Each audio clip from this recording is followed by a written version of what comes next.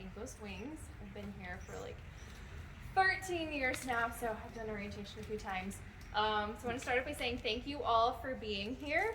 Our volunteers are very much the backbone of our program. For our classes, we typically have 3 horses, 3 riders, and we can have 3, 6, 9, or more volunteers for each one of our classes, and 1 instructor. So obviously we use our volunteers very, very heavily. We could not do what we do without our volunteers. If we tried to fill all of those positions with paid staff, obviously the cost of riding would be astronomical for our students. So you guys are absolutely essential to what we do here. Like I said, I will be doing some talking. I'm going to go through the handbook. I'm not going to read it word for word. It's online. I'm going to try and hit kind of the important stuff, and then we will get into the arena and do some stuff working with one of our horses, kind of showing you guys how we do things during our classes. If you have questions at any point, please raise your hand, shout it out. If you're unsure of anything, want more info, just don't be afraid to ask. So start off by just talking a little bit about what we do with therapeutic riding. There are a lot of benefits for our riders. The benefits really are as broad as the range of clients that we work with. It helps with physical skills, it helps with posture, core strength, leg strength, relaxing tight muscles. It helps with cognitive stuff. Our riders, they're learning a new skill or advancing their skills. For some of our younger riders, we'll incorporate things from school and work on those on horseback because it's more fun. We work on communication skills. Our riders, whether it's verbal or nonverbal communication, they have to communicate with their horse to have their horse go, stop, turn, steer, that type of thing. Again, communicating with their volunteers. There are emotional benefits. The horses are, especially these guys, they are very tolerant. If you are nice to them, they will love you. They love attention. Our riders will bond with the horses, as they work with them more and more. They have all of our riders as much as they're able. They brush the horses, they groom the horses, so we can really have them bonding with the horse that they're going to ride. Some of our guidelines, we have a minimum age of 14. We work around that a little bit depending on the circumstances, but typically it's 14. We ask that everybody try to attend a yearly orientation, which is what this is. That's for new volunteers and returning volunteers, just to kind of be a refresher, keep everybody on the same page, make sure everybody is still kind of in touch with the rules and our guidelines and how we try to do things here. Horse experience is great, but it is not necessary. We try to, in this orientation, give you as much information as we can to kind of get you started, ready to start in class, and then you will probably learn a whole lot more along the way once you get in the classes and start working with our horses and working with our students. The 2 main jobs that we have, which is what this really focuses on, is our horse leaders and our sidewalkers. This focuses a little more on the sidewalker side because we typically have our volunteers start off as sidewalkers, so they kind of get the hang of things, get our routine down, get to know our horses, get to know our setup before they move on to being a horse leader. So the horse leaders are what Maddie is doing, which is actually leading the horses. Their main job is to control the horse, focus on the horse, make sure the horse is behaving and being safe and all of that. And then our sidewalkers, their job is to really work with the rider. Some of our riders need to have sidewalkers with them to actually physically hold them up on the horse. Some of our riders just need somebody kind of there if they need help. And that's something we would share with you, when you're assigned to a rider. A little bit about attire. So closed-toe shoes, tennis shoes, boots, absolutely essential. This is for everybody that's going to be out in the arena. Obviously, you're wearing sandals or flip-flops, that kind of thing, and you were to get stepped on, it does not feel good. It doesn't feel great in tennis shoes, but at least your toes are covered. We ask that our volunteers try to wear long pants as much as possible. That's because it's a requirement for our riders for when they're riding. So that way, they don't get irritation from the saddle and stuff if they were to wear shorts. So we ask our volunteers to wear pants as much as possible. If it gets to be like 90 degrees, you'll see me in crops or rolling my pants up, that kind of thing. That's okay, but we just ask, no short shorts and that kind of thing. And then also with summer approaching, we just like everybody be very mindful of their attire, their tops especially. We ask that you try to wear, crew neck t-shirts as much as possible and avoid things like tank tops, spaghetti straps, the crop tops that are in style now, that type of thing, both for modesty and for professionalism, especially with necklines. We do have riders that are going to be up above you on the horse, and we just don't want to present any distractions.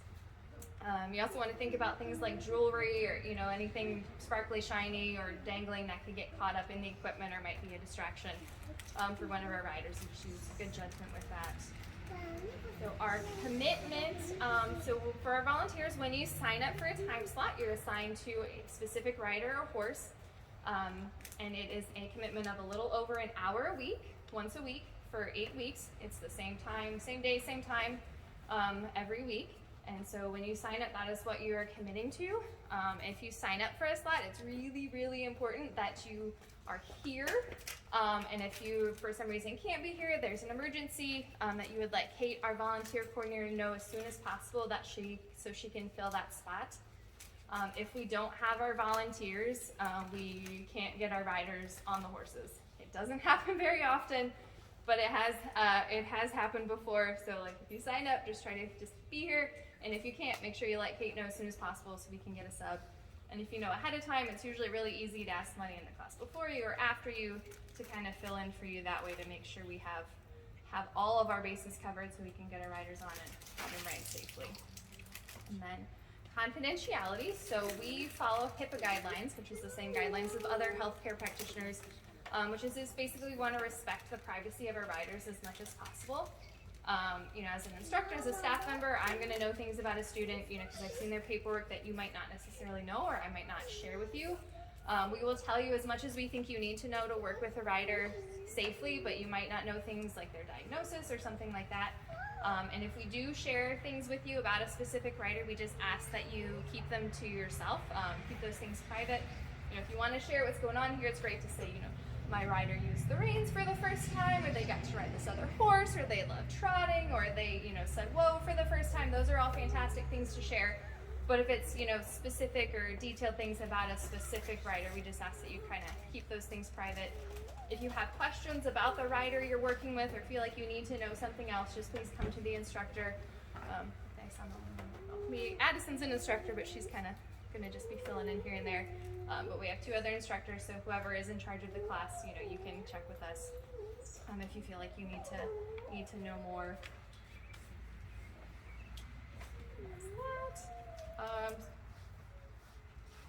So when you sign up for a time and you come here for your time, we ask that you be here maybe like 10 minutes early. That way you have time to get in the barn, check in with Kate, make sure you know who you're with, grab your name tag, and that way you can be kind of with your rider ready to get into the arena at the start of class time.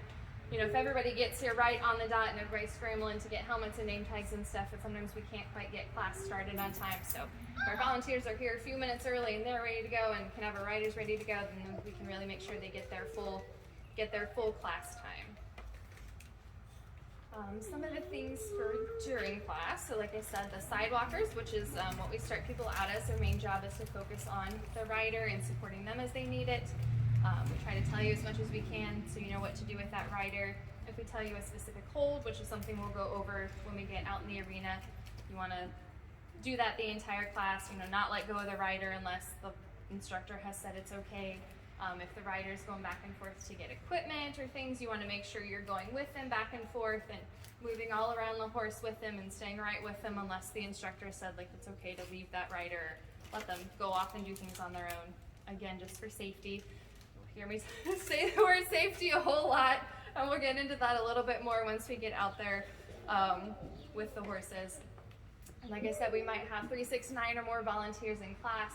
So if we have 3 volunteers all with the rider, all kind of chit-chatting with each other, it can make it hard for the rider to focus on what they're supposed to be doing. So if you're a sidewalker, you want to make sure you're kind of listening into the instructor so you can hear the directions and be able to help your rider with whatever the task is. We'll go over that when we go over that. Does anybody have any questions so far?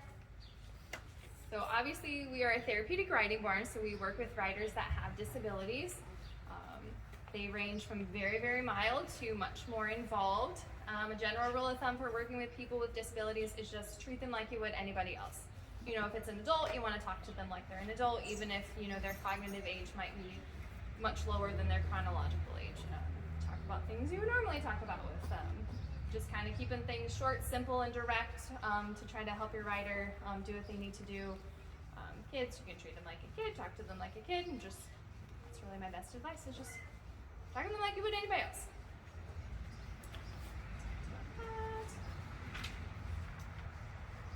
Alright, I think we are ready to Go ahead into the arena. We try to have everybody kind of come up to the horse's shoulder or their neck. We try to have our riders, yes, hello, avoid going near the horse's face, just because obviously that is where the teeth are. Most of our guys are really, really nice, but we just want to kind of keep away from the mouth just for safety, just to make sure nothing is going to happen. So we usually have our riders come in and kind of check in with their horse, say hi, give them a pat, make sure they're kind of tuned in with what's going on. And then for everybody, when they're moving around the horses, some things to keep in mind is we try to stay kind of in this general area. Again, we want to try to stay away from the mouth just in case. We also try to stay away from the hind end. One, they can whack you with their tail, and then stay away from the hind legs. You just want to watch the riders that nobody's like stepping under the horse or getting up under the horse's feet here, just because if the horse were to take a step, you don't want to get stepped on. Obviously, we don't want anybody going under the horse's neck. If you're on one side of a horse and you have to go around, we have everybody go around front of the horse. You go all the way around the horse and the horse leader to get to the other side, to do whatever you need to do over there. We avoid going behind the horses as much as possible, just because it's a safety thing. Horses have really good vision all the way around, but they can't see directly in front of them, and they can't see directly behind them. So that's why we just try to stay away from the hind end. This is one of those things that makes it sound like we have crazy dangerous animals here. We do not. They are very sweet. They stand and pretty much just do what we need them to do. But again, we just try to do everything as safely as we possibly can, just to eliminate every possible risk that we can. So if I make it sound like we have a bunch of crazy animals, we really don't. It's just, we are as safe as we possibly can be.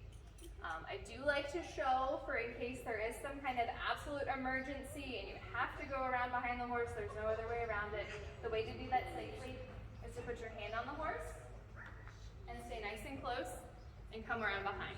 So when I have my hand there, she knows where I'm going, she knows what I'm doing, so I'm not going to sneak it behind her and scare her.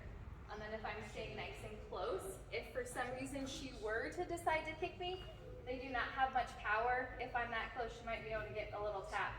They have a lot more power kind of at the end range of their kick. I've never seen one of our guys kick during class or in the arena, so again, it's just trying to do things as safe as possible. So our riders, they would come in with you guys, with our volunteers, come say hi to the horse, and then we have them get their grooming tools, which are kept over here. Start doing our rider now. Kate is now a photographer.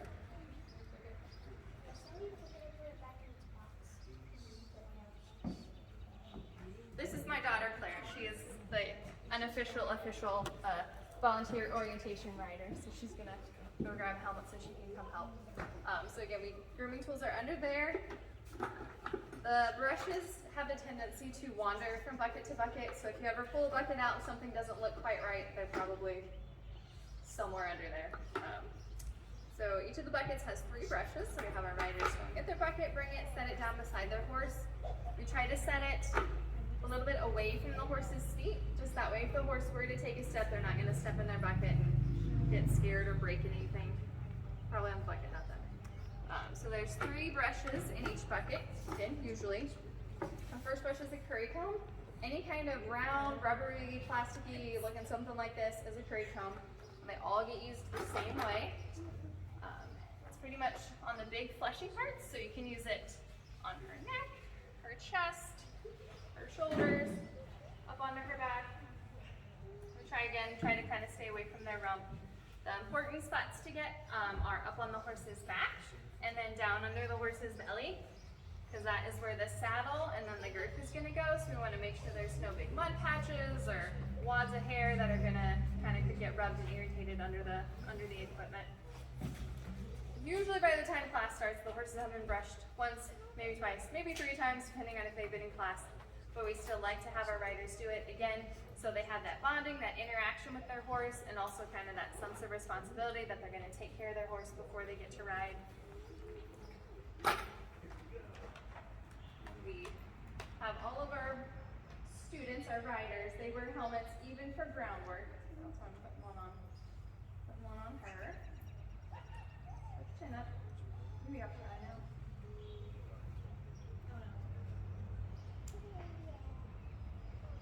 do you remember the second brush? You get the hard brush? No. So the second brush that we have everybody use is the hard brush. So that curry comb, like you saw I was doing it in circles, that kind of helps loosen things up, loosen up the dirt, hair, mud, anything that might be on them. And then you go over with the hard brush, use it in the same spots, and it's just little flicks to kind of help knock off anything, anything that curry comb loosened up. If you see me, I pretty much always got a hand on her, kind of letting her know where I am. And then the last brush is the soft brush. Use it the same way in the same spots. Just helps flick off any last little pieces of dust, dirt, and hair. The bucket. And around to the other side. Anybody want to come brush over here?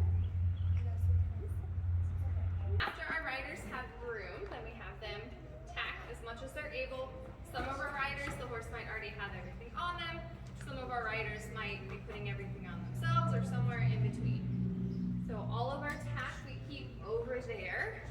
Depending on the class and the instructor, it might be kind of grouped together by horse. I usually just have a cheat sheet up on the mounting platform that says like what each horse and rider and equipment and everything they get. So I'm gonna grab Elle's stuff.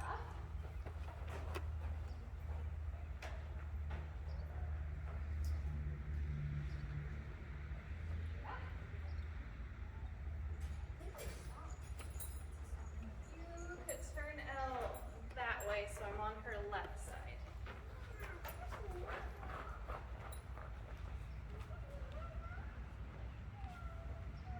Face her towards. So horses, the way that they're typically trained is you do everything from the left. You start grooming from the left side, you start tacking from the left side, you get on from the left side. Horses like routine, so that just kind of gets them prepared so they know what's going on. Our horses are very, very used to doing whatever we need to do. So they don't necessarily care too much about what side we're on, but just for consistency and routine, we try to start everything from the left. So most of our riders are going to ride in the English saddle, so that's what I'm going to show you for tacking. So we put the saddle kind of on, put it up kind of high, slide it back a little bit. Elle has a lot of hair, so I'm going to try to pull that out from underneath. The way to kind of line it up is the girth is going to go through here, so you just want to kind of make sure that girth is going to be between or behind her front legs. And then the saddle just goes up and on. Just want to make sure if your rider's doing it that they sit it down kind of easy and don't just throw it up on their horse's back, just because that can be a little bit of a surprise. I grabbed everything at once just for time's sake. Most of the riders will make trips back and forth to get everything. If a rider has limited mobility, it might be the volunteer going and getting things for them, and again, that would be something we let you know in class. So this is the girth. This is what is going to go under her belly and keep the saddle on. Most of our girths look like this. One end has rollers, one end is flat. You want to put the flat side on first. That way when you get to the other side, you have the rollers to kind of help you be able to tighten it up a little bit. I'm going to attach it on the right side. That's the only thing we start with on the right side is the girth, but it attaches the same way on both sides.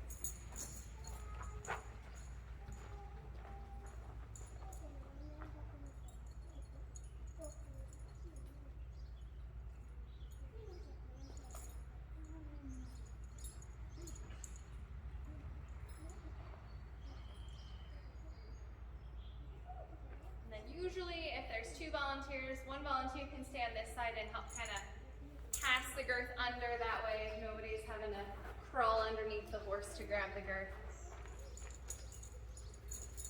And I put it on the second pole on the other side to start with. You can kind of guess by the size of the horse how loose or how tight the girth is going to go, and you put it up much higher on her end.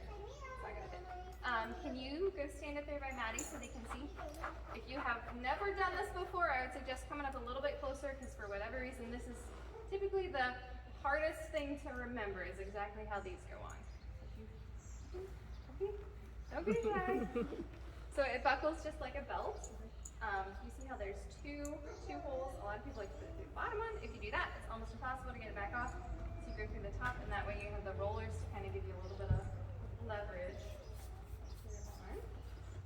And there's two straps. you only do 2 of them. And you want to make sure that on the same side, the billets, which is what these are on the same pole. So these are both on 3 right now. And you want them to be kind of close from one side to the other. Like you don't want this side to be all the way up at the top and then this one all the way out on the bottom, just because it kind of makes things a little bit crooked. And for when you're helping with the rider, or if you're helping tack up, really if you just have the girth tight enough that it's not going to fall off before I get there or the instructor gets there, that's fine. Because we will double and triple and quadruple check absolutely everything. It's part of our certification. It's just how we do things. So even if you've been here longer than I have, I will still be double checking everything, because at the end of the day, it's my responsibility, you know, if the girth isn't tightened. And the way you check to see if a girth is tight is you feel down under here, and you should be able to fit about 2 fingers in there once it gets all the way tightened. So that is what that looks like. And most of our riders just ride with reins on the halter. So these, they just clip onto here. Some of them will clip in the corner. Sometimes you got to play around a little bit to see exactly where it's going to fit. And there's a pointy part on the clip. You want to make sure that's pointed out, because if it's in and you start pulling on the reins, it's going to poke the horse in the mouth. You're going to get that type of. So these are the main pieces of tack that our riders have. We have a couple horses that get a bit, but we don't put the reins on it. The bit is just for them to chew on, so they don't try to chew on anything else. Let me see your arm there.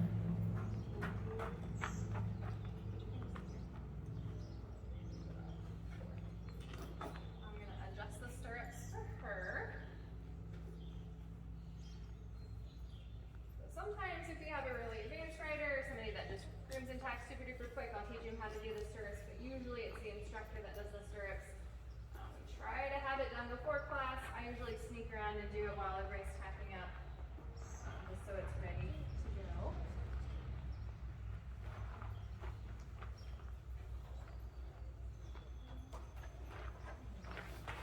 So you may have questions so far? Okay.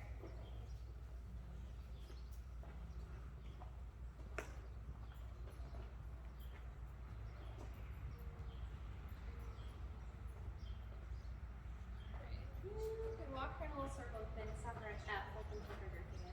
So once we have the horses tacked up, we always have the horse leaders walk them again, and then I will check the girth again. That's because some horses get pretty sneaky and they will take a giant breath of air when you go to tighten the girth, and that way you can't get it tight enough. So you walk them and they have to kind of breathe out and relax, and you can make sure the girth is tight enough and that saddle's not going to fall off.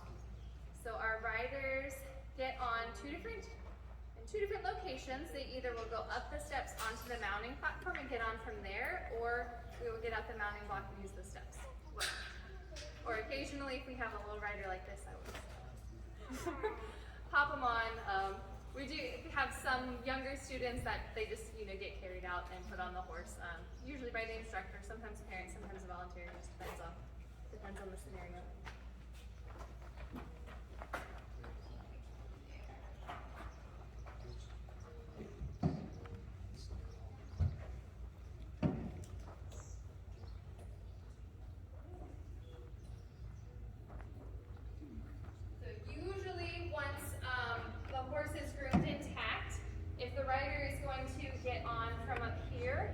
They will exit the arena with their volunteers, and so you wait out there with them until it's time for them to get on.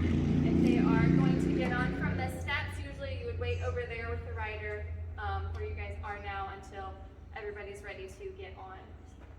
Well, what is? All right, go ahead and stand up.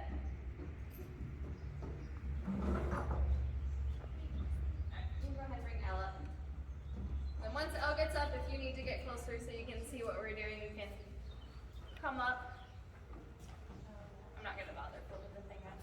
Usually we have a little extension out there, but I'm going to be lazy. Close enough? Yeah. So if our rider is up here, they're just going to lean forward. All right, swing your leg over.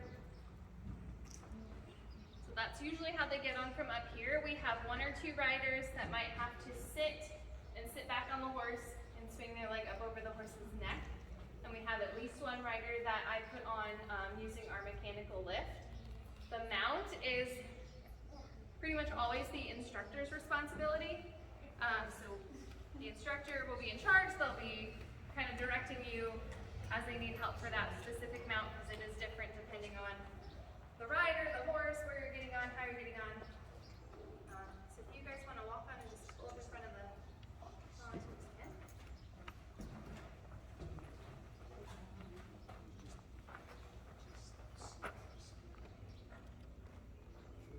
So we have our riders as much as able use their reins. It's pretty basic. The right rein towards the right hip too.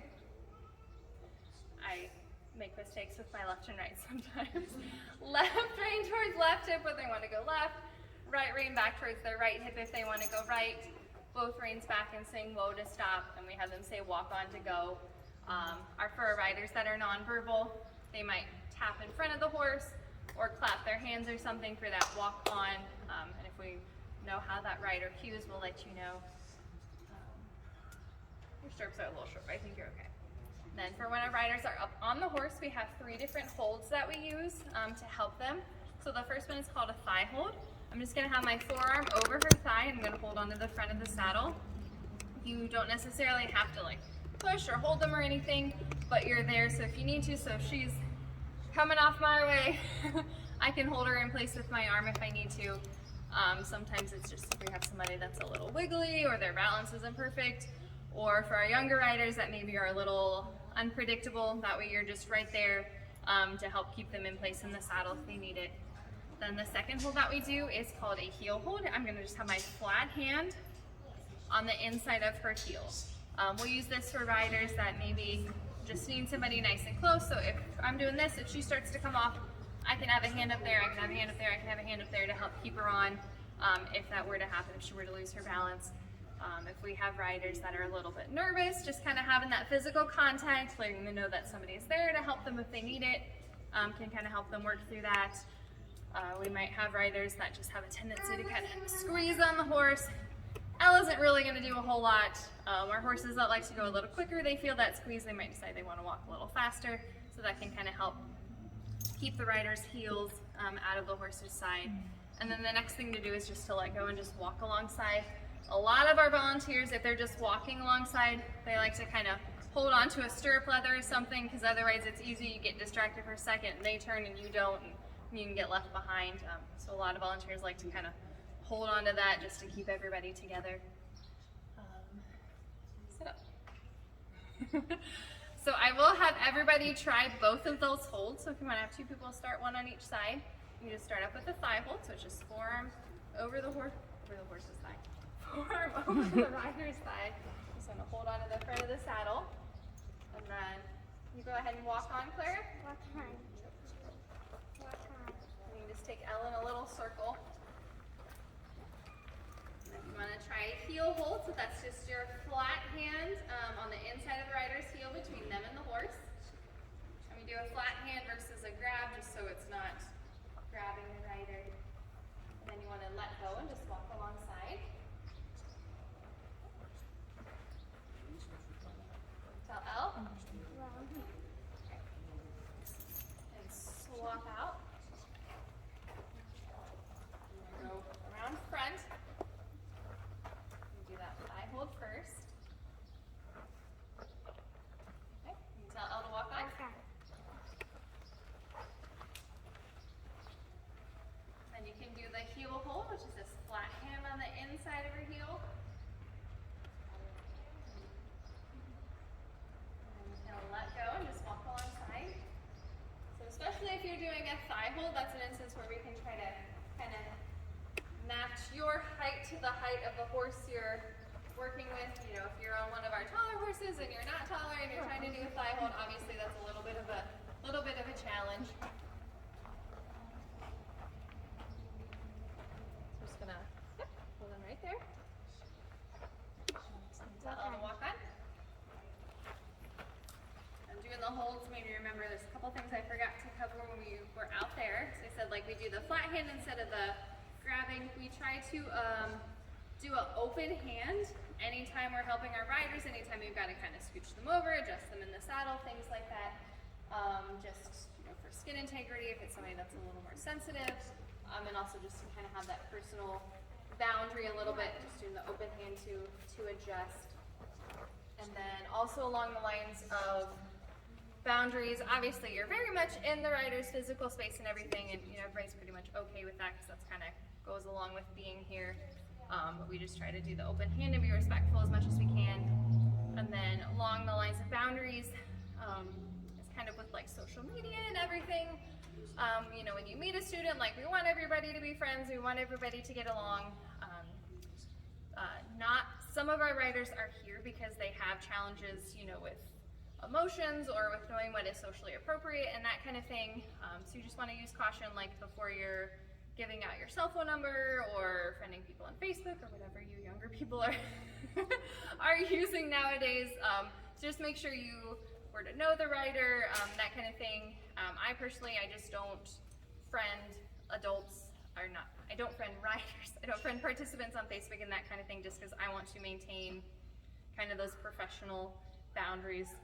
It has been an issue before, not a big issue, but it's just something to keep in mind before you kind of give out your personal contact information, that kind of thing. I think we've covered most of it. Does anybody have any questions? Alright, so obviously she is up here, so we have to be able to get her down. Again, the instructors do the mount, and the instructors do the dismount. I will put you back on, and you can ride her for a few minutes when we're done. So, I'm going to show a couple different dismounts. So, most of our riders will get off this way, so you're going to lean forward. Okay. Oh, you're going to get your feet out. Stand on the ground. Slide to the ground. Yep. So that is how most of our riders get down. A rider that we use the mechanical lift for gets back off at the platform. We have a couple riders that will bring their leg up over the front of the horse and come down that way.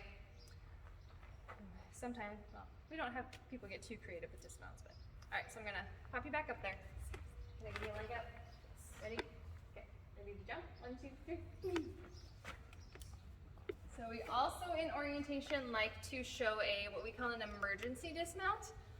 We have never really had a volunteer have to do an emergency dismount. We've had a few, stumbles and things where volunteers just had to kind of catch a rider and get him to the ground. Maddie has experienced that, but this would be like last ditch effort. The rider is coming off, nobody else is around. We just want to show it to you just in case.